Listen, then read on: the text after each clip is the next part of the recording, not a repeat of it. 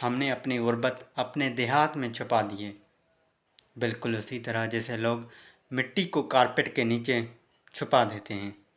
پاکستان کے 10-12 بڑے شہروں سے نکل جائیں تو احساس ہوتا ہے کہ چھوٹے شہروں میں رہنے والے لوگ تیسری دنیا میں نہیں 10ویں-12ویں دنیا میں رہتے ہیں۔ وہاں تو لوگوں کے پاس نہ روزگار ہے نہ سہولتیں، وہ اپنی آدھی زندگی خواہش میں گزارتے ہیں اور آدھی حسرت میں مبتلا ہو کر۔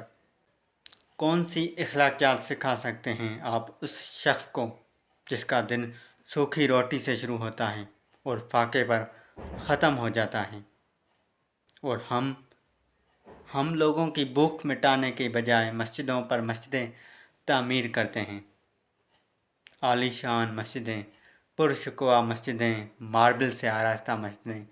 بعض دفعہ تو ایک ہی سڑک پر 10 مسجدیں کھڑی ہوتی ہیں، نمازیوں سے خالی مسجدیں۔